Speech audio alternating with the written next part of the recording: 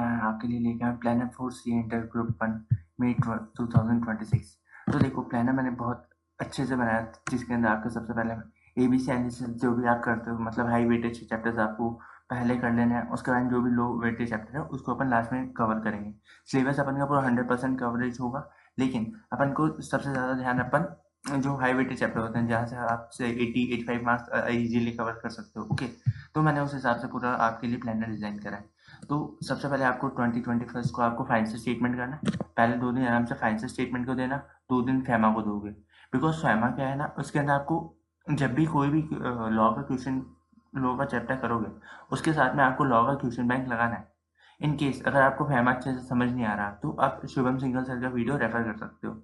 Okay, उसके बाद में जीएसटी के अंदर आपको सप्लाई वाले 2 चैप्टर करना है। सप्लाई के 2 चैप्टर करोगे तो इससे क्या होगा, आपको इन 2 दिन लग जाएंगे, क्योंकि सप्लाई थोड़ा बड़ा है। जैसे आज जितना सप्लाई करा उसका क्वेश्चन बैंक, और जितना सेकेंड डे सप्लाई करा उसका क्वेश्चन बैंक। तो मैंने आपके लिए टाइम अलॉट करा है, लाइक फाइनेंशियल स्टेटमेंट एक दिन 4 घंटे पढ़ लो। उसके बाद में लॉ का जो फैमा है, फैमा के अंदर आप 2 घंटे अच्छे से पहले प्रोविजन रिवाइज करो, हाफ चैप्टर कर लेना। हाफ चैप्टर मतलब करंट अकाउंट ट्रांजेक्शन आप कंप्लीट कर लेना। उसके बाद में 2 घंटे उसकी राइटिंग प्रैक्टिस करना कि उसके क्वेश्चन कैसे लिखने होते हैं और क्वेश्चन कैसे आता है, क्वेश्चन बैंक लगाना उसका, ठीक है। उसके बाद में सप्लाई का भी अपन को मैं 2 घंटे अलॉट करा मैंने, ठीक है। उसके बाद में अमालगमेशन।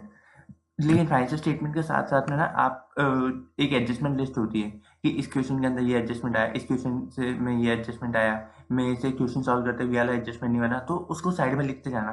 क्योंकि जब आप अभी सेकंड रिवीजन करोगे तो उस टाइम आपको वो चीज़ें ज़्यादा दिक्कत नहीं देगी। अभी लिख के चलोगे तो कोई दिक्कत नहीं आएगी। अभी ठीक है, अभी टाइम ज़्यादा लग जाए, कोई दिक्कत नहीं है, बट जब सेकंड रिवीजन करना होगा तब टाइम बहुत कम लगेगा। ओके, तो वैसे ही उसका बाद में 2 दिन मैंने दिया अमालगमेशन को, क्योंकि अमालगमेशन का एक दिन आप नेचर ऑफ परचेज कर लेना, दूसरे दिन नेचर ऑफ मर्जर कर लेना, ठीक है। और एक दिन एलएलपी के लिए जो लास्ट के जो इंपॉर्टेंट सेक्शन है ऑलमोस्ट वो ही आता है बार बार। तो जो स्टार्टिंग के सेक्शन है उसके ऊपर आप ज़्यादा फोकस ना करके जो लास्ट के जो सेक्शन है, सेक्शन 30 के बाद में वो जो जो इंपॉर्टेंट सेक्शन है वो अच्छे से करके जाना, क्योंकि ऑलमोस्ट क्वेश्चन ऐसे ही वहीं से रिपीट करता रहता है। तो ये ट्रेंड है इससे एलएलपी से पूछने का। उसके बाद में आईटीसी के लिए मैंने 2 दिन दिया है। आईटीसी क्योंकि इतना बड़ा चैप्टर है नहीं, बट स्टिल इसके अंदर बहुत सारे एडजस्टमेंट है, कुछ अपन को क्वेश्चन बैंक के अंदर देखना होता है, इसलिए मैंने 2 दिन अलॉट करा है। बिकॉज आईटीसी बहुत बड़ा चैप्टर है, आप जब फुल क्वेश्चन सॉल्व करो तो आपको आईटीसी का कंसेप्ट आना चाहिए, ठीक है। उसके बाद में बाईबैक के लिए मैं 100% रिकमेंड करूँगा कि मेरा फॉर्मूला देखना, मेरा जो वीडियो अपलोड करा हुआ है वही देखना। उसके बाद में आप कोई भी टीचर क्वेश्चन बैंक उठा लो, कोई भी एमसीक्यू बुकलेट उठा लो, आपका हर क्वेश्चन 30 सेकंड के अंदर अंदर खत्म हो जाएगा। तो इसलिए मैंने एक ही दिन दिया है, आप आराम से वो वीडियो देखो, आपका 6-7 मिनट के अंदर अंदर पूरा वीडियो हो जाएगा। अगर 2x पे देखोगे तो वो 3-4 मिनट के अंदर आपका पूरा बायबैक का फॉर्मूला अच्छे से याद हो जाएगा। उसके बाद में आप अप्लाई करने जाओगे तो आपका 30 सेकंड से 1 मिनट के अंदर पूरा क्वेश्चन सॉल्व हो जाएगा, वो भी ऑन कैलसी ऑन हैंड आपका पूरा सॉल्व हो जाएगा। उसके बाद मैंने आपको ऑडिटर्स के लिए 2 दिन अलॉट करें, क्योंकि ये थोड़ा बड़ा चैप्टर है, इसके अंदर आपको सेक्शन याद करना है ऑडिटर्स के। इसलिए इसके लिए मैं अलग से वीडियो लेके आऊँगा कि आपको इसके सेक्शन कैसे रिमेंबर करना है। तो उसकी टेंशन मतलब वो हर्ष बढ़िया आपके लिए याद करवा के देगा, ठीक है। तो इसलिए मैंने 2 दिन अलॉट करे थे। उसके बाद में एग्जामिनेशन के भी मैंने 2 दिन अलॉट करे यहाँ पे। उसके बाद में कंसोलिडेशन के मैंने 3 दिन इसलिए अलॉट करे, वैसे 2 दिन में कंसोलिडेशन हो सकता है, बट 3 दिन मैंने इसलिए अलॉट करे ताकि अगर कभी अमालगमेशन में थोड़ा सा टाइम ज़्यादा लग गया या फिर कंसोलिडेशन के 2 दिन में आप नहीं कर पाए तो तीसरा दिन मैंने आराम से अलॉट कर दिया कि अगर कोई बैकलॉग हो रहा है तो उसको आप यहाँ आके कवर कर लेना। उसके बाद अकाउंट ऑफ कंपनी जैसे ही खत्म करो उसके बाद में उसका क्वेश्चन बैंक लगा लेना। 3 घंटे इसलिए दिए, 2 घंटे अकाउंट्स ऑफ कंपनी रिवाइज करना और 1 घंटे उसका क्वेश्चन बैंक लगाना, और जो भी इंपॉर्टेंट क्वेश्चन लगे उसकी राइटिंग प्रैक्टिस लॉ के साथ करते जाना। जितना ज़्यादा लॉ का राइटिंग प्रैक्टिस करते जाओ, हर चैप्टर के बाद डीपी को 2-3 जो जो अच्छे लग रहे हैं वो लिख के करना। उसके बाद मैंने कंसोलिडेशन के बाद में आपको AS23 और 27 दी है, तो क्योंकि ये पूरे रिलेटेड है। आपने एक बार कंसोलिडेशन कर लिया, उसके बाद में आप एसोसिएट का करें और उसके बाद में ज्वाइंट वेंचर करें जो अपने AS27, और उसके बाद में आप डिविडेंड वाला चैप्टर कर लेना। लॉ का डिविडेंड वाला चैप्टर करोगे तो क्या होगा, इससे आपको ऑलमोस्ट, और देखो फैमा हो गया, फैमा कितना आता है, 10 मार्क्स का आ जाता है फैमा आपके पेपर में। एलएलपी आ जाता है लगभग 5 to 10 मार्क्स का वेटेज कैरी करता है एलएलपी भी, तो अप्रॉक्स 20 मार्क्स का आपका यहाँ कवरेज हो गया। उसके बाद में ऑडिट एंड ऑडिटर्स 5 मार्क्स का तो आता ही आता है, और कभी 8 मार्क्स का भी आता है, तो 28 मार्क्स का आपने यहाँ कवर कर लिया। अकाउंट्स ऑफ कंपनी भी 5 मार्क्स का आ जाता है, तो आपने ये कवर कर लिया। उसके बाद डिविडेंड अब मई 26 में आएगा, क्योंकि जैन में भी इतना अच्छे से नहीं आया, तो डिविडेंड को अब इसे लेके आएगी अब आपके अटेम्प्ट के लिए। तो 5 मार्क्स ये लेके चल लो। तो ऑनलाइन अप्रोक्स अभी तक आपने 35 से 40 मार्क्स का आपने लॉ कवर कर लिया, ठीक है। उसके बाद में आपने जीएसटी के लिए मैंने आपको आरसीएम करवा दिया।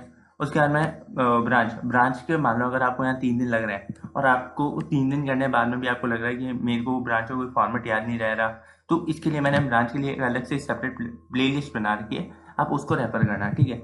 इसके लिए मैंने आपको एक सेपरेट प्ले लिस्ट बना के दी है, तो आप इसको प्लीज़ रेफर करना, ठीक है। और लॉ के लिए तो उसके साथ में मैंने आपको 3 दिन यहाँ मैनेजमेंट चैप्टर के लिए दी है। मैनेजमेंट के सेक्शन के साथ में अच्छे से याद करना, ज़्यादा कॉम्प्लिकेट चैप्टर नहीं है, उसको आराम से 10-10 सेक्शन करके 3 दिन में पढ़ना आराम से हुआ। एक साथ में 20 सेक्शन मत लेके बैठ जाना, 10-10 सेक्शन करके 3 दिन में कर लेना, ज़्यादा हेडेक मत लेना उस, ठीक है। आराम से करोगे हो जाएगा ये, ठीक है।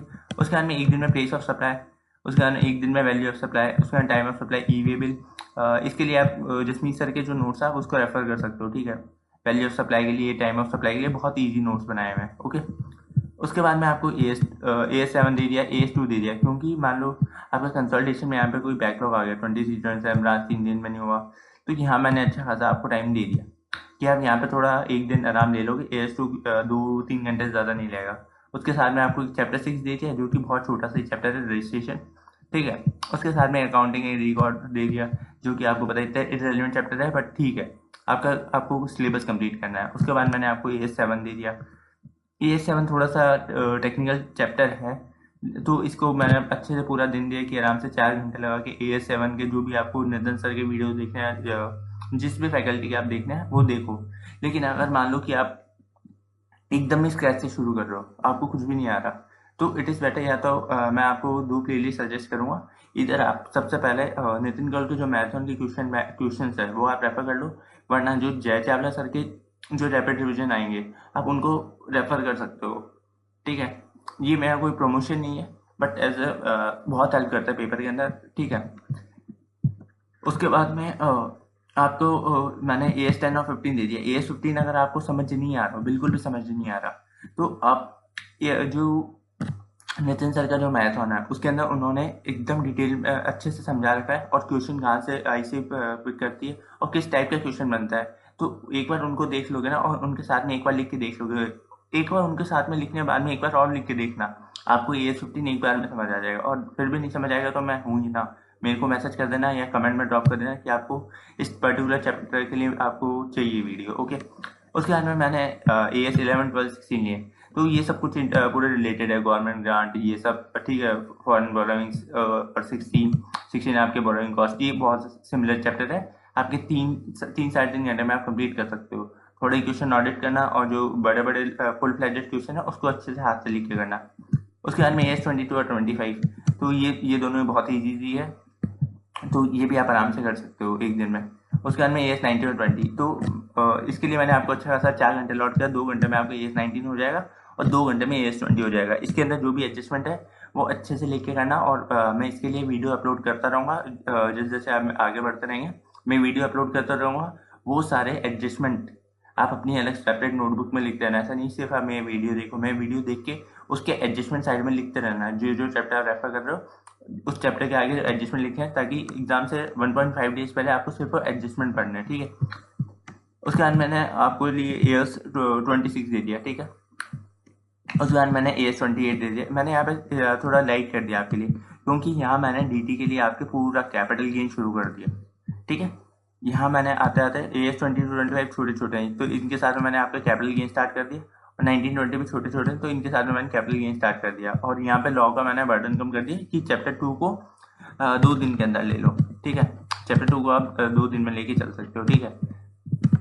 उसके बाद में सेट ऑफ और क्लबिंग, अगर मान लो अगर आपको सेट ऑफ नहीं आ रहा, आप सेट ऑफ करने जा रहे हो, आपको पूरा आ रहा है, आपको कंसेप्ट अच्छे से पता है, बट फिर भी बार बार गलती हो रही है, तो इसके लिए है ना अमित महाजन सर करके एक उन्होंने एक अच्छा सा ट्रिक निकाल रखी है कि कुछ ऐसा करके, ठीक है, यहाँ पे वो सारी लिस्ट लिखते हैं, यहाँ सारी लिस्ट लिखते हैं, माइनस करके ऐसा करके कुछ बताते हैं।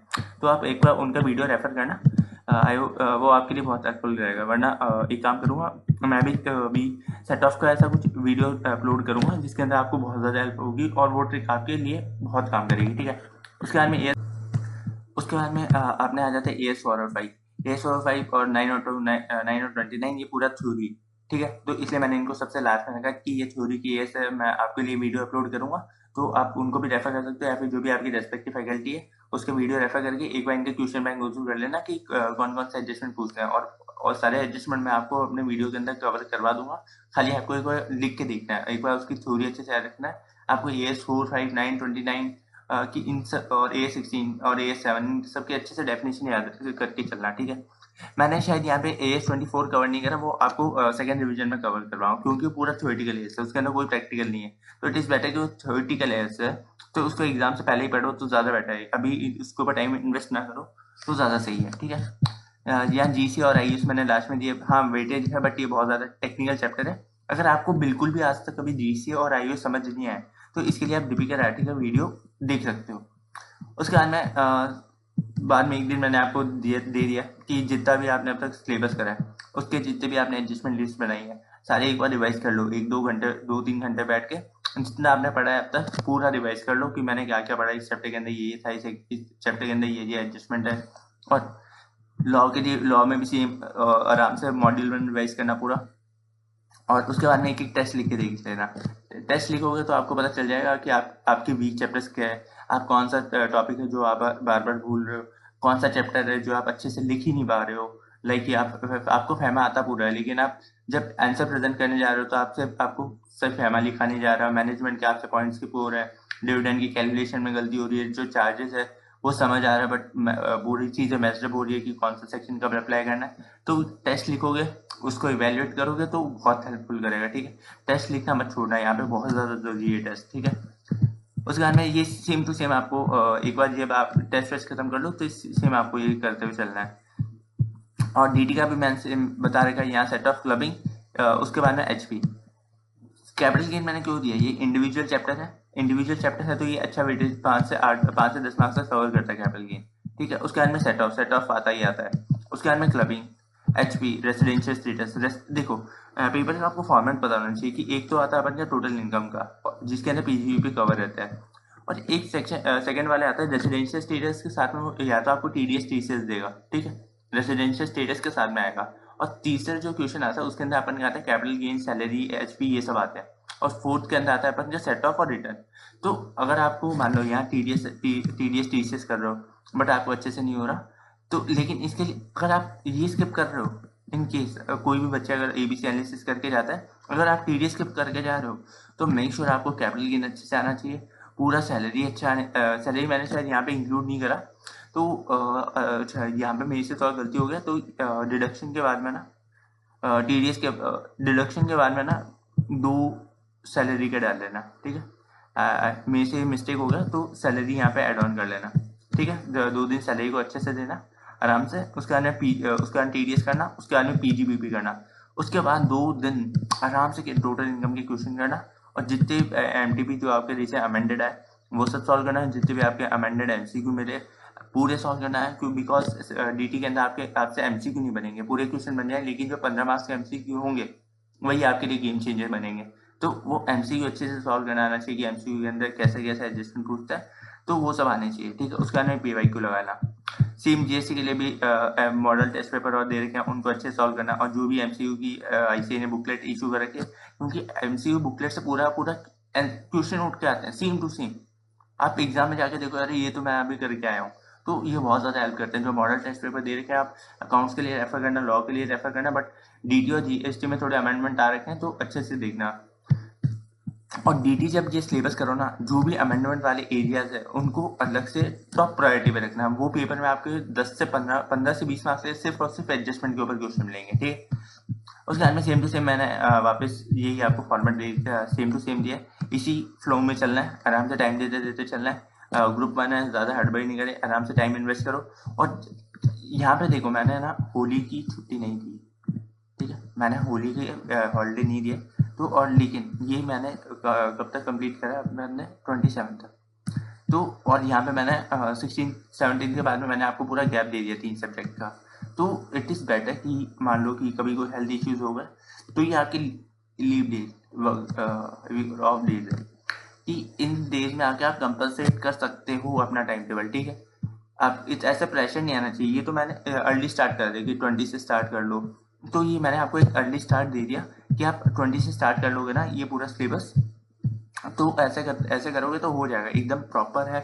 आपको एबीसी एनालिसिस कभी करने की जरूरत नहीं पड़ेगी, आपको कोई भी इंपॉर्टेंट क्वेश्चन देखने की जरूरत नहीं पड़ेगी, आपको टेलीग्राम के ऊपर कोई भी ये सब चीजें ढूंढने की जरूरत नहीं पड़ेगी, इतना कर लिया दैट्स इट। और सिर्फ स्टडी मॉड्यूल मत करना, आरटीपी एमटीपी पीवाईक्यू ऐसा क्वेश्चन बुकलेट उठाना जिसके अंदर ये सब कवर हो, बिकॉज जो अपन के मॉड्यूल है उसके अंदर बहुत लिमिटेड एडजस्टमेंट है। और जो आईसीआई पीवाईक्यू वाले अंदर पूछती है वो थोड़ी उसकी लैंग्वेज चेंज करके पूछती मॉड्यूल जैसा ही है, बट उसकी लैंग्वेज थोड़ी एडवांस करके पूछती है। वो सब अपन पीवाईक्यू सॉल्व करेंगे, एमटीपी सॉल्व करेंगे, आरटीपी सॉल्व करेंगे, उससे अपन को इंटरप्रिटेशन पता चलेगा। ठीक है, तो I hope it will be so helpful for you. और जो भी आपको, अगर आपको टेस्ट नहीं मिले तो मेरे को एक बार बता देना कि हर्ष मेरे को इस सब्जेक्ट का मेरे को फुल फ्लेजेड टेस्ट नहीं मिला, तो मैं ट्राई करूंगा जैसे मेरे को मिलेगा मैं आपको ग्रुप पर शेयर कर दूंगा। लेकिन इसके लिए आपको मेरे को मैसेज करना पड़ेगा, ठीक है, क्योंकि मेरे को ऐसा पता नहीं चलता कि किसको टेस्ट मिला नहीं मिला, तो इट इज़ बेटर कि आप मेरे को मैसेज कर देना। I hope it will be so helpful for you guys, thank you so much. और मैं इसके बाद ग्रुप 2 का भी प्लानर लेके आ रहा हूँ और बोथ ग्रुप का भी प्लानर लेके आ रहा हूँ, तो अपने फ्रेंड्स के साथ ये ज़रूर शेयर करना। And thank you so much guys.